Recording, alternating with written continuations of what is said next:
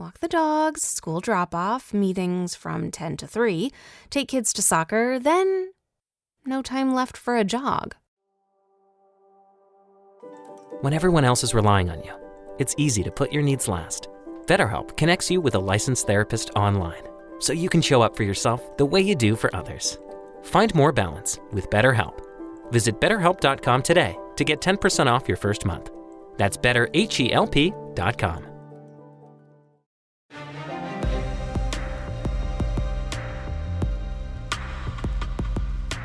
Whether you thrived on the field or begged your parents to let you quit, many of us played a sport growing up. And that's still true for more than 55% of kids between the ages 12 and 17, according to the CDC. And while this rate of participation between boys and girls is almost equal, journalist Christine Yu noticed that studies on athlete performance often favors one gender. And as I talked more to athletes and researchers and experts in the field, I really realized how little we know about female physiology as a whole. And I really wanted to know why. It was so confusing to me because this wasn't very long ago. It was probably 2017, 2018 or something like that. Yu is an award-winning journalist and author of Up to Speed, the groundbreaking science of women athletes. Her book questions why there's a gap in the medical study of female athletes. Even though there's a lot of overlap in the health of men and women, Yu says factors such as the female menstrual cycle make a big difference in how women develop and function. For example, their body performance changes when there's an influx of hormones like estrogen and progesterone. Because of those fluctuating levels of hormones, there might be periods of time in which theoretically you might be more primed to put on muscle if you're doing strength training. There might be periods of time, because estrogen always kind of also makes you kind of energetic in a way too, where you feel better when you're working out. There might be times where your body metabolizes carbohydrates or fat differently, and that could potentially affect, again, how you feel depending on the type of exercise that you're doing. Sound complicated? It is, which is why you couldn't believe the lack of data on women's bodies. And this issue isn't confined to just sports medicine. Dr. Nisa Goldberg is a cardiologist and clinical professor of medicine at New York University Grossman School of Medicine. She says that much of the public's knowledge on heart health is based on studies of men. First of all, men were making most of the decisions for most of the research projects. But also, when they would do laboratory studies using rats, they would only use male rats because they would say that they were concerned about the influence that different hormonal changes would have on the research. Well, that's the point. We need to know this information. Otherwise, we're leaving good health care away from 50% of the population. Yu adds that this approach is still upheld by some scientists. When I asked researchers, why aren't you studying women? What's going on here?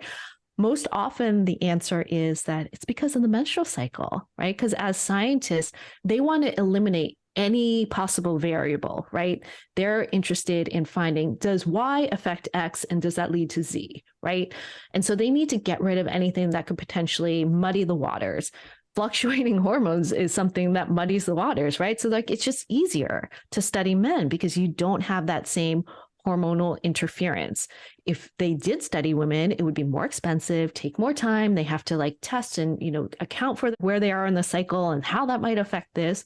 So it's just easier to not include women.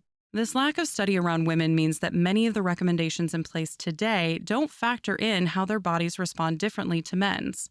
One prime example are the signs of a heart attack. If you immediately think of chest pain or discomfort in the neck or jaw, you're only thinking of the typical signs in men. While women can also have these feelings, they have a much longer list of symptoms. They feel so short of breath, like they've run a marathon, but they haven't really moved at all.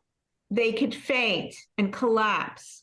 The chest discomfort, there's a real thought that the chest discomfort has to occur on the left side, but it can occur anywhere above the waist. And sometimes people have it lower down in their chest. So they easily mistake it as a stomach ailment and try taking antacids or something. But possibly the biggest difference is that Goldberg says women feel mild symptoms about 6 weeks before they have a heart attack. Goldberg has been recognized as a pioneer of women's heart health for decades. She noticed early on in her career that more often than not, women weren't being heard. I remember when I was in my first job, I was asked to do a stress test on a woman who worked at my hospital. She told me the story that she had been to 5 doctors and was told a range of things like, you're stressed out, you need to relax. One gave her a prescription for Valium, another one told her to go on vacation. And finally, one of my colleagues admitted her to the hospital where he found out she didn't have a heart attack and they wanted to get more information about her heart. So the doctors ordered a stress test, which monitors a patient's heart rate, rhythm, and blood pressure while walking on a treadmill.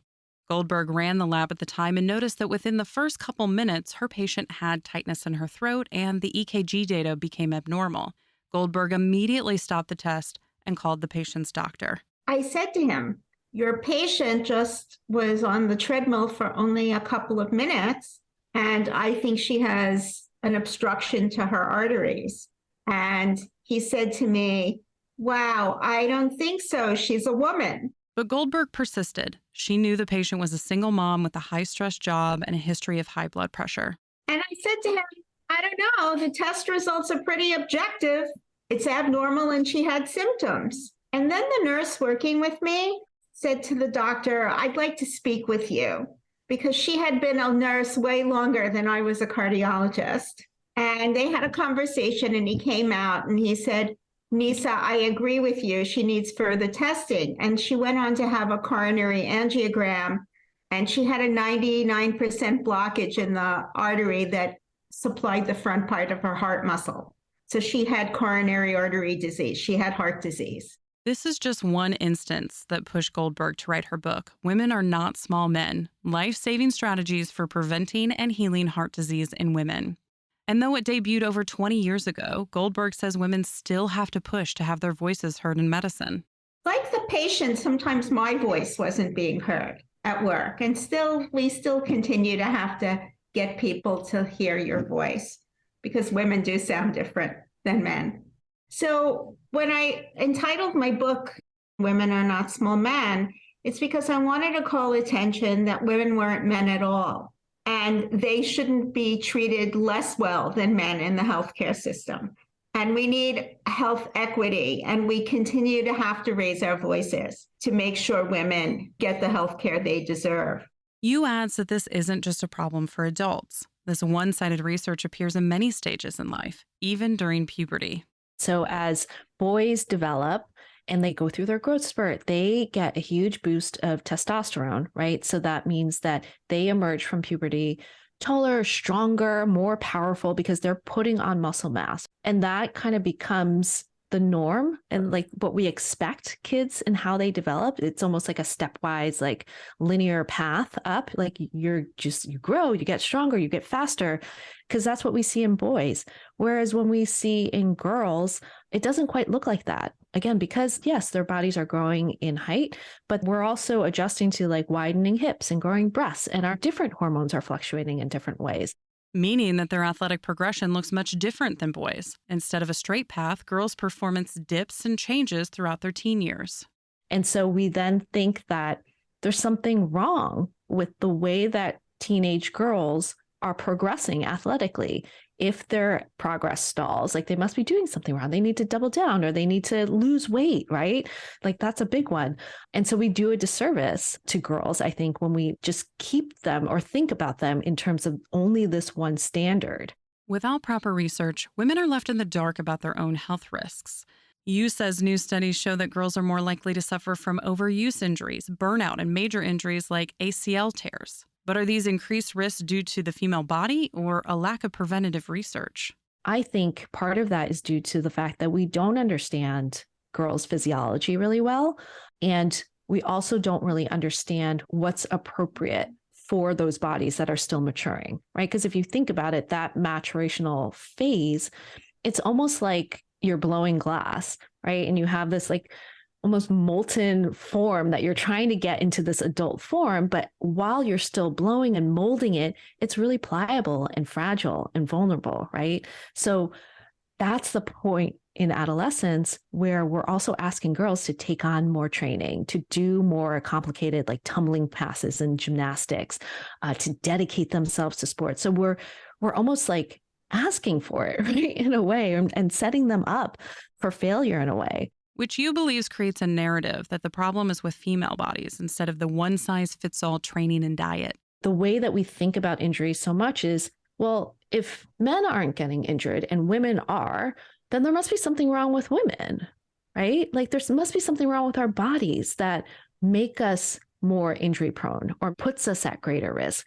And 100%, right? There are those anatomical differences. There are those sex-based differences. There are things that may potentially make us more injury prone or like put us at greater risk.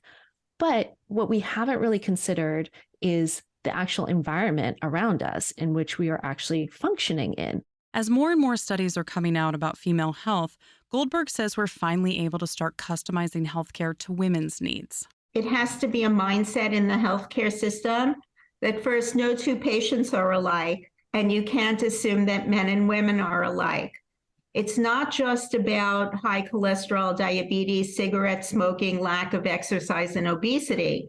In women, we've learned that risk factors that occur during pregnancy, such as preeclampsia, preterm birth, hypertension during pregnancy, or even gestational diabetes can influence that woman's risk for heart disease later on in life. She believes healthcare needs to broaden its scope to risk factors, even outside of heart health. That will drive women to their doctors so that they can stay ahead of the threats and diseases. Goldberg says she's recently seen a greater effort being made to include women in research. But it's been a slow process to get to this point, and the work isn't done. It's really interesting. I was at a medical conference recently, and they had a panel on women and heart disease. It's interesting that they kind of used a variation of the title of my book, and you can consider that flattering. But on the other hand, I found it disappointing that we're still talking about this. Even with this slow progress, female patients need to continue to educate and advocate for themselves to make sure they're being seen as an individual. Yu's book, Up to Speed, is available now. You can find more information about Christine Yu and Dr. Nisa Goldberg on our website, radiohealthjournal.org. Our writer-producer is Kristen Farah. Our executive producer is Amira Zaveri. I'm Elizabeth Westfield.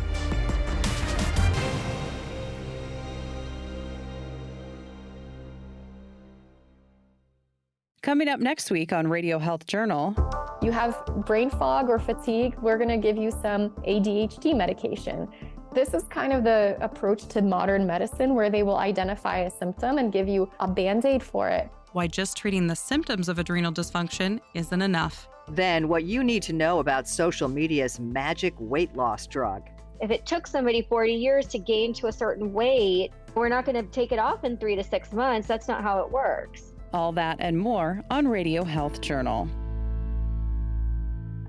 I'm Nancy Benson, host of Radio Health Journal. If you enjoy listening to Radio Health Journal, you'll also like our sister show, Viewpoints, which covers a wide array of topics from education to history to the environment.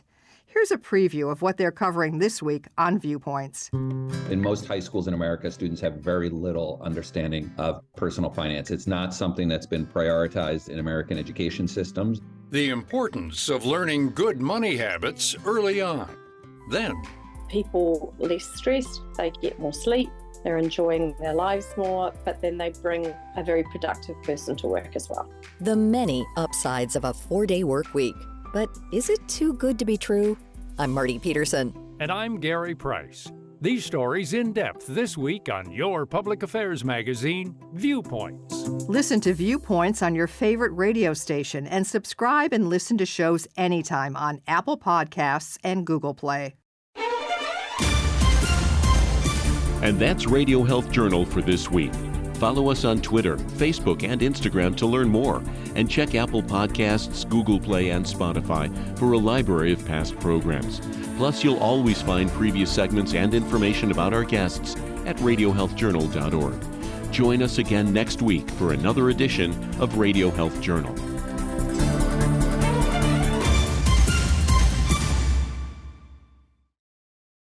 We made USAA insurance for veterans like James. When he found out how much USAA was helping members save, he said, "It's time to switch." We'll help you find the right coverage at the right price. USAA. What you're made of, we're made for. Restrictions apply.